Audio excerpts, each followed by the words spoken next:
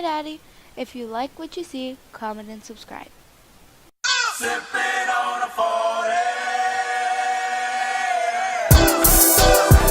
You don't know it's been a minute, huh? Homie, I'm back. Yeah, I said, homie, I'm back. Microphone check, 1 2 1 2. Check check. I want to bring this one in right. It's episode 30 of the Mr. Dad podcast, and I'm still here. It's funny. The more and more that I talk, the more and more that I revisit this podcast, the more that I understand that, goddamn, it got to be some interesting things for you to talk about, to continue to talk about them. If you don't have any life experiences, for some reason, like, you just run out of shit to say. So, I also want to thank my freaking childhood for being my childhood, and being able to have the growth to come on here and explain certain things that happen through my life experiences that help out others through theirs, and gives me kind of like bookmarks or reference points to like help raise my kids. For instance, of course, it's Monday, May 20th, so in 2 days I will be 34 years old. Hi, Daddy. And it's a surreal feeling for me. Because I don't know if any of you guys know, but if you're from the inner city and you're African American male, most likely when I was growing up, it was 21, and then I guess our life expectancy has gone up to 25.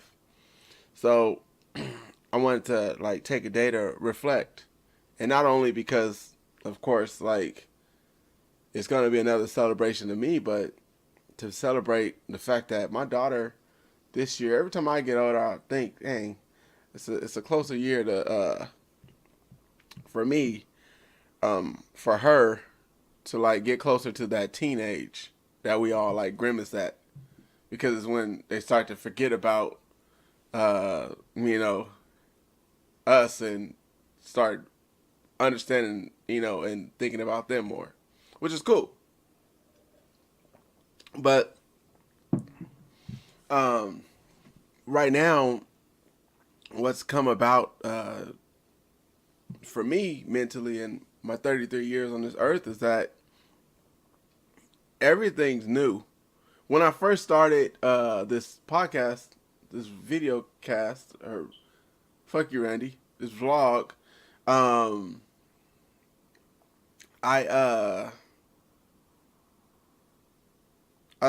sat back and I said, this shit is new for me because I didn't have a dad. But in reality, I think parenting is new for everyone. And just hear me out, because I don't want to renege too much, because yes, I don't even have a blueprint or a ground print for this or for parenting at all. But it's funny. With time comes change, right? So if we're looking back to the 80s when I was being raised, even if there was a dad there, the morals and impressions that he would have put on me would have been dated. So I would have had to relearn and readjust to society as a whole now, versus what we how could I say this? Basically, with the times that change, everything that's going on, LGBTQ or T community, you guys know what I'm talking about, or the fact that like transgender is a thing, and even like being gay is a thing now. It wasn't so much when I was being raised. It was frowned upon more so. So now I have to like readjust my brain, just like I guess my dad before me had to readjust his brain to the times. Like whipping your kids. And I think borderline abuse back then, versus like now where we're just kind of hanging back. So when I'm thinking about age and I'm thinking about the transformation periods and the evolution of me as a person, everything else has changed around me. So therefore I have to conform. Like you don't have to change completely, but you do have to adjust to the times or you will find yourself left. It's funny because it happens in every aspect of life. Like, have you ever worked with someone and when you're talking to that person, they say, "Man, they didn't do this 20 years ago, so I just don't do it now." And that ideology kind of fucks you off. Like, as me as a person, growing up, like, it happens a lot where I work that you hear that say, "Oh man, like, I just don't want to conform to the times, so I'm just not gonna do it." And sometimes there's no repercussions. Sometimes you find yourself on your ass. Or let's say you lose your job and then now you can't find nothing new because you're too stuck in your ways. There's a there's a term for that, and I think it's insane, where you continue to do the same thing over and over, expecting a different result. I feel like results for me change dramatically when I'm evolving. When I change the pace. I remember this Nas line when I was growing up, and then I told myself I would live by it. And he was talking about how he moves with a lighter load, like different with a lighter load, and now he's straight. He said the king is straight, but I feel like that's kind of what my journey's been, like, doing this. Every time I continue to move forward, evolve, every show that I get past, I evolve a little bit. So, and my parenting strategies have to evolve. For instance, when my daughter was small, they used to be like, I used to like use aggression. Of course, I was young, didn't know much, didn't know better. But I used to move differently, you know? Hey, don't do that, pop. Hey, stop that, tackle. Hey, go to your room, you know? Instead of like sitting there and talking out. And now that she's 11, we're having full conversations, you know? And my daughter's really emotional, so she'll start crying if like I yell too loud. So I have to like be a little bit, you know, less stern and more, I guess, understanding and explanatory. My son, however, he's like a wrecking ball, so he just runs, punches things, kicks things over. So, you know, there was another thing that came across my mind the other day where I was thinking about my growth because, like I said, I'm 34 in 2 days. I think about my life in general. I think about the ups and downs. I think about the mistakes that I made. And I think about how I had to learn from them. Because for years, I was just hitting my head against the wall. Like, I would do something, stop myself from doing it, and then do it again. You know, I look back and I see things a little clearer. And, of course, hindsight is 20/20, so, yes, you would. But back then, I was speaking the same way I speak now, but I wasn't acting upon the way that I was supposed to move. Either, you know, there were women involved and I enjoyed the women. There was money involved that went on the women. And there was pride involved. It was like, I don't need to change. For instance, when I was 21, this chick asked me to go with her to the club. And at that time, I thought I was so hood. And I was like, I ain't putting on no button up. I'm not doing that. And I missed out probably on a really good time. Clubs is my thing anyway, but that's just one of the things. Like, I wear button-ups all the time now. Like, that was stupid. You know, putting certain things on my window, trying to prove that I was tough. It's funny because the toughest people on this planet don't prove that they're tough. They just show it. And that's kind of how I decided that I was going to move later on. But that's a now thing. That wasn't when I was young and stupid. So the evolution of me has made me someone that's, I guess, a stronger person. Like, remember when you was ready to die for stupid shit? And now, like, as an adult, when you have kids and stuff like that, everything took a better turn. Like, now when you think that, hey, I'm processing this and I'm willing to die for, it's not that many things on the list. Like, you was willing to die for your car back in the day. You was willing to die for your jewelry. Like, I remember I had a gold ring and I was like, yeah, somebody try to take this off me. And they're going to have to take it off my cold, dead body. And now I would have handed that over now. All right, here you go. You got a gun. It's all good. But I think that all comes with, like, maturity and us maturing. And us not continuing to be the same thing that we were when we were young. And there's some people that get trapped in that cycle. I think there's a song by Nas, and sorry for all the Nas references, but it's called Your Second Childhood, where you continue, like, you get out of jail. You still remain that same person because you're just living out your childhood. Or you're out in the streets and you're just doing your thing. And at some point, you have to leave being a child to the children. So let's bring it back to my kids.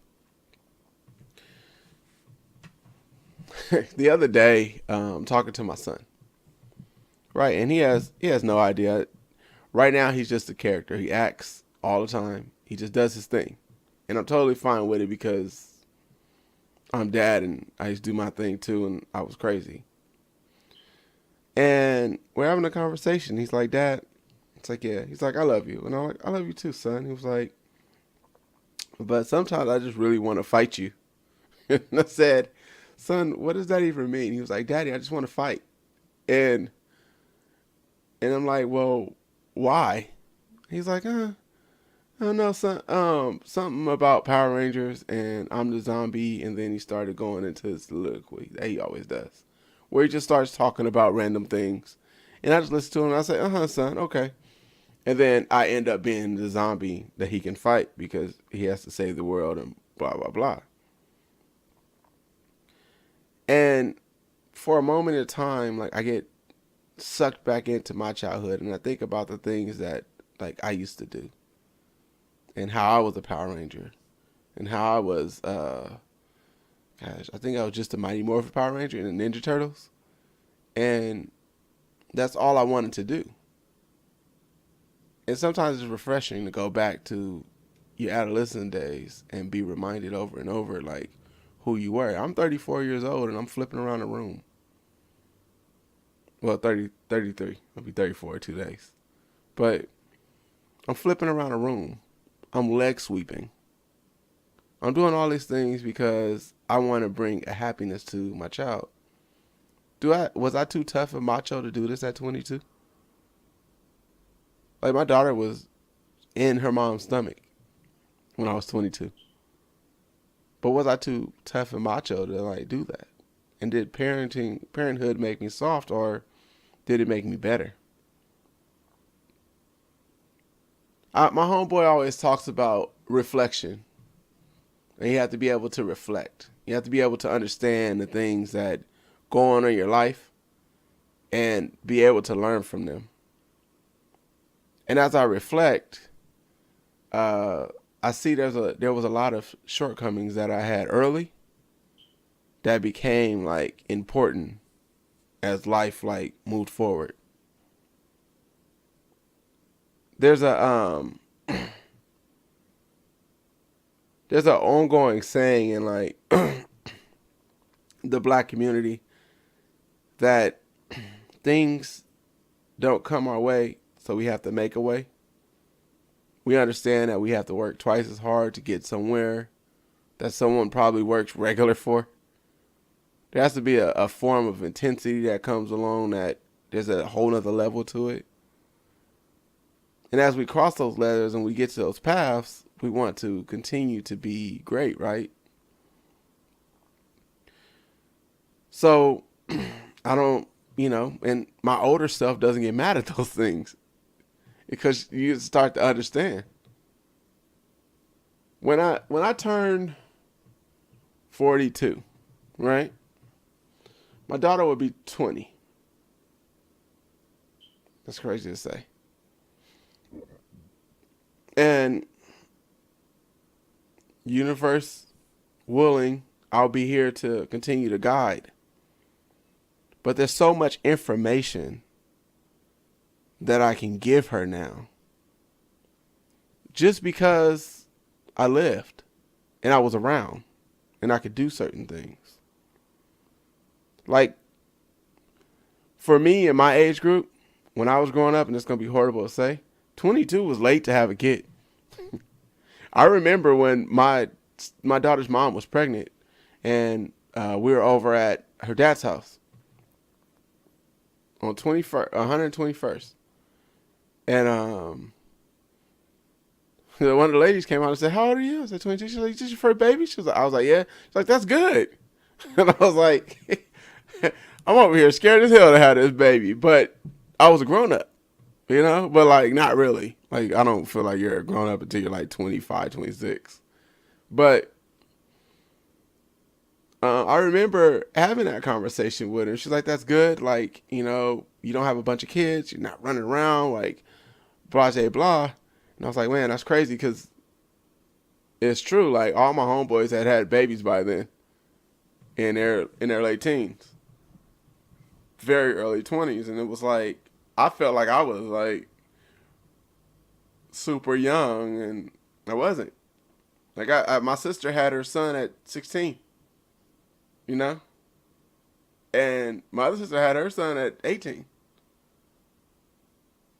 And my homeboys had their kids at 19 or 18 or 20.